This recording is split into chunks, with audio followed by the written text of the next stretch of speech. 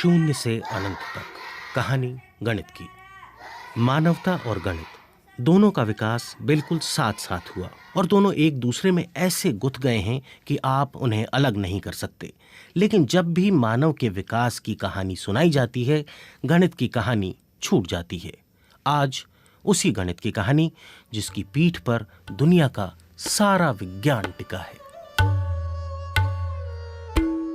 विज्ञान ही नहीं, कलाएं भी इसी गणित पर टिकी हैं। ये जो आप सुन रहे हैं, ये है 16 बीट्स यानी मात्राओं वाला 3 ताल।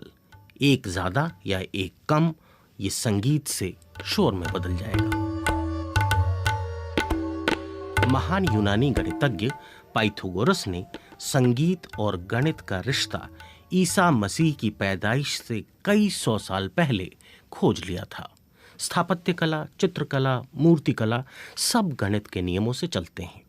आकार और अनुपात को समझे बिना किसी तरह की कोई रचना संभव ही नहीं। वैज्ञानिक बताते हैं कि कौवे से लेकर चिंपांजी तक कई जीव जंतु 5 से 7 तक गिन सकते हैं। इंसान ने पहले कहां और कब गिनना शुरू किया, ये कोई नहीं जानता। लेकिन सबसे पहले लिखने और अंकों को अंकित करने के प्रमाण आज के इराक, जिसे तब बेबीलोनिया कहा जाता था, वहां और मिस्र में मिलते हैं, जहां लोग अंकों को मिट्टी की पट्टी या भोजपत्र जैसे पत्तों पर लिखते थे।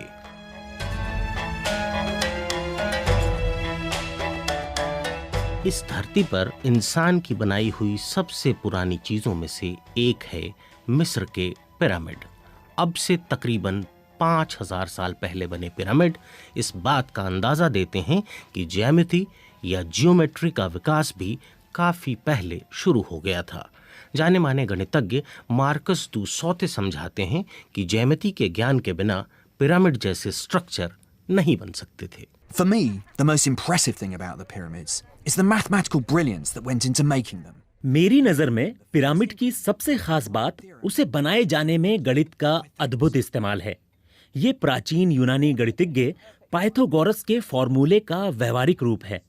प्राचीन मिस्र में एक परफेक्ट समकोण या राइट एंगल बनाने के लिए बराबर दूरी पर गांठ लगी रस्सी का इस्तेमाल नापने के लिए किया जाता था। इसका फॉर्मूला था, पहली भुजा 3 गांठ लंबी, दूसरी 4 गांठ लंबी और तीसरी 5 गांठ लंबी। 5000 साल पहले पत्थर, रस्सी, लोगों की मेहनत और गणित के जादू से बने चमत्कारी पिरामिड। मिस्र से करीब 7000 किलोमीटर दूर चीन।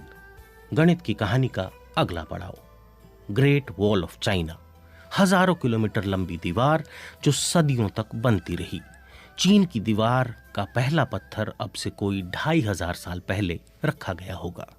ऊंची नीची जमीन पर सुरक्षा के लिहाज से मजबूत दीवार बनाना आज के इंजीनियरों के लिए भी चुनौती है। चीनियों के इस कमाल के पीछे भी गणित ही है। गणितज्ञ मार्कस दू saute. The ancient Chinese realized they had to make calculations about distances, angles of elevation, and amounts of material. दीवार बनाने के लिए उतार चढ़ाव का एंगल, दूरी और उसमें लगने वाले सामान की मात्रा, इन सब का हिसाब लगाया जाना जरूरी था। इंसान शुरुआत से गिनती के लिए अपनी उंगलियों का इस्तेमाल करता रहा है। चीनियों का गणित बांस के टुकड़ों के सहारे चलता था। मिस्री, यूनानी या बेबीलोन वालों के मुकाबले एक होशियारी चीनियों ने की, वो था कॉलम बनाना। इकाई, दहाई, सैकड़ा, हजार, 10,000, लाख, इस तरह बहुत बड़ी संख्याएं आसानी से जोड़ी घटाई जाने लगीं। इसे डेसिमल प्लेस वैल्यू सिस्टम कहते हैं। आज भी हम इसका इस्तेमाल कर रहे हैं। चीन की दीवार और मिस्र के पिरामिड तो बन गए, मगर गणित अब भी अधूरा था। चीनी जोड़ने घटाने के लिए प्लेस वैल्यू सिस्टम का इस्तेमाल तो कर रहे थे, लेकिन जब बड़े अंक लिखने होते थे तो उसके लिए उन्हें चित्रों का सहारा लेना पड़ता था।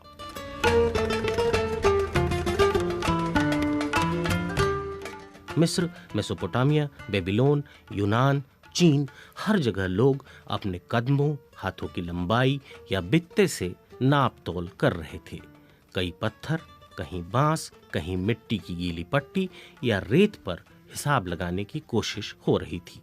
लेकिन गणित की कहानी में सबसे दिलचस्प मोड़ आया भारत में, जिसने गणित की दुनिया और दुनिया के गणित को हमेशा के लिए बदल कर रख दिया। 1 से 9 तक के अंकों का इस्तेमाल चीनी बेबीलोन वाले भी करते थे, लेकिन भारत के लोगों ने इन नंबरों को लिखना आसान बनाया। मगर कहानी का ट्विस्ट ये नहीं था। इंसान के हाथों में 10 उंगलियां थी। वह 10 और दहाई को भी समझता था, सैकड़े को भी, लेकिन उसे लिखा पहली बार भारत ने, उसे एक अंक के तौर पर भारत ने देखा। मार्कस दुसौते बताते हैं, The Indians transformed zero from a mere placeholder. Bharat ने शून्य को पूरा नया रूप दे दिया। ये पहले सिर्फ प्लेस होल्डर के तौर पर था। मिस्र और बेबीलोन वाले शून्य की जगह खाली छोड़ देते थे, लेकिन भारत ने उसे 10वें अंक का दर्जा दिया, 0 से लेकर 9 तक, यानी 10 अंक। इसके बाद तो दुनिया ही बदल गई। बड़े से बड़े अंक को लिखना, उन्हें जोड़ना घटाना अचानक बहुत आसान हो गया और गणित के पहिए को मानो इंजन मिल गया।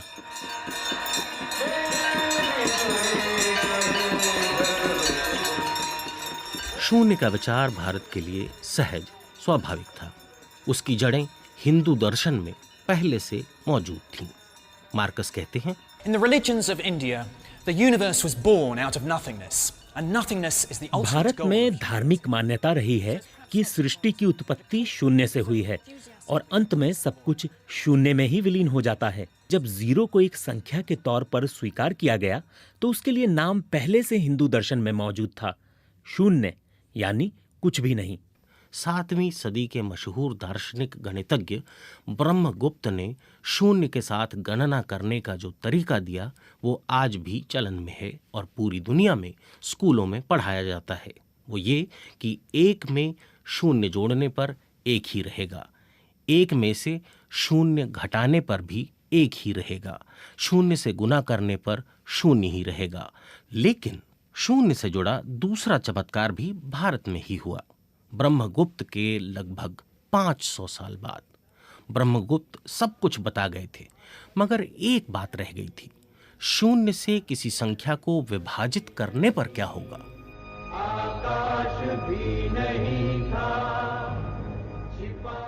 इस सवाल का उत्तर दिया 12वीं सदी के एक गणितज्ञ भास्कर ने।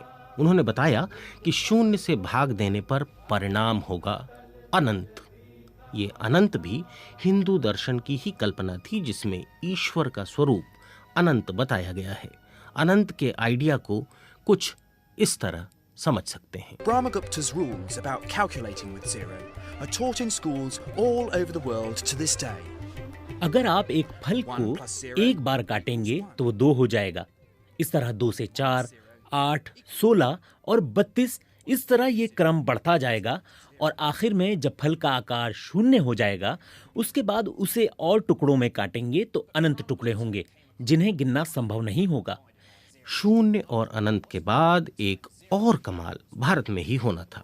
दरअसल भारत दुनिया का पहला देश था जिसके दार्शनिकों ने इस बात को समझा कि अंक सिर्फ गिनने, जोड़ने या घटाने के लिए नहीं हैं, बल्कि वे अदृश्य और अमूर्त इकाइयां हैं जो मानवीय कल्पना की गुलाम नहीं हैं बल्कि स्वतंत्र हैं, उनका अपना अस्तित्व है। यही वजह थी कि भारत ने दुनिया को नेगेटिव नंबर का आइडिया दिया। मार्कस दुसौते कहते हैं कि भारत के गणितज्ञ नेगेटिव नंबर के सिद्धांत से परिचित थे। इस मामले में वे यूरोप से बहुत आगे थे। इसे वे ऋण कहते थे, यानी कर्ज। इसी से शब्द बना ऋणात्मक अंक। जैसे 3 में से 4 घटाने पर क्या होगा? वो 0 नहीं होगा, वो -1 होगा। ये विचार भी भारत का था। Now, a plus b the whole squared, right? Okay. So if I have a line, all right, yes, and I have an arbitrary point over here. समीकरणों यानी इक्वेशन का इस्तेमाल यूनानी, मिस्री, बेबीलोन वाले और चीनी भी कर रहे थे और अपने अपने तरीके से कर रहे थे। अंक गणित, ज्यामिति और समीकरण, ये सब आपको अब जटिल लग रहे होंगे। ठहरिए, एक और ज़रूरी चीज़ जो इन सब से जटिल है उसका नाम है त्रिकोणमिति यानी ट्रिग्नोमेट्री।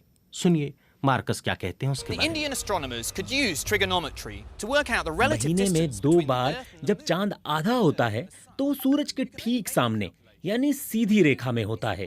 उस दिन धरती, सूरज और चांद के बीच एक परफेक्ट राइट एंगल यानी समकोण बनता है। वे नाप सकते थे कि धरती और सूरज के बीच बनने वाला कोण 1 डिग्री का 7वां हिस्सा है।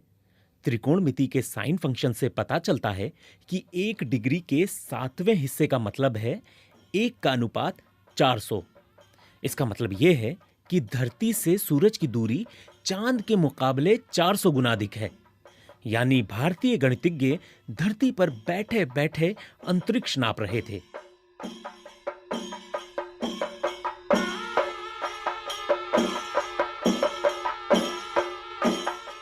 एक भारतीय गणितज्ञ ऐसा है जिसका जिक्र किए बिना ये कहानी पूरी नहीं हो सकती। उनका नाम था माधव। माधव ने यह साबित किया कि किसी भी संख्या को अनंत टुकड़ों में तोड़ा जा सकता है या किसी संख्या में अनंत टुकड़े जोड़े जा सकते हैं। यानी गौर से सुनिए, 0 और 1 के बीच भी एक अनंत छिपा है, ये बताया माधव ने। गणित जिनका विषय नहीं है और इन जटिल विचारों से ऊब रहे हैं, उनके लिए एक जरूरी जानकारी। गणित के सबसे जटिल सवाल पाई का मान क्या है, इसका भी जवाब दिया भारत ने। Marcus. The mathematician Arabayata gave a very accurate approximation. 6ठी सदी के भारतीय वैज्ञानिक आर्यभट्ट ने बताया कि पाई का मान 3.1416 है। इसके आधार पर उन्होंने धरती की परिधि को नाप दिया। उन्होंने बताया कि धरती का घेरा 24,835 मील है, जो लगभग सही है, लेकिन पूरी तरह सही नहीं है। इसका पूरी तरह सही उत्तर दिया 15वीं सदी में माधव ने। माधव ने इसके लिए अनंत का सहारा लिया। पाई के बिना इंजीनियरों का काम नहीं चल सकता। पाई दरअसल किसी भी वृत्त के व्यास और परिधि का अनुपात है। जहां कहीं मोड़ या घुमाव आता है, उसे समझने के लिए पाई की जरूरत पड़ती है। अब देखिए, बीज गणित की तो बात ही नहीं हुई इतनी देर में, जो अरबों की देन है, अल जबरा। क्या करें, समय ही नहीं मिला। समय भी गणित है। ये बेबीलोन के लोग थे जिन्होंने 1 घंटे को 60 मिनट में, 1 मिनट को 60 सेकंड में बांटा। समय की कहानी फिर कभी समय मिलने पर।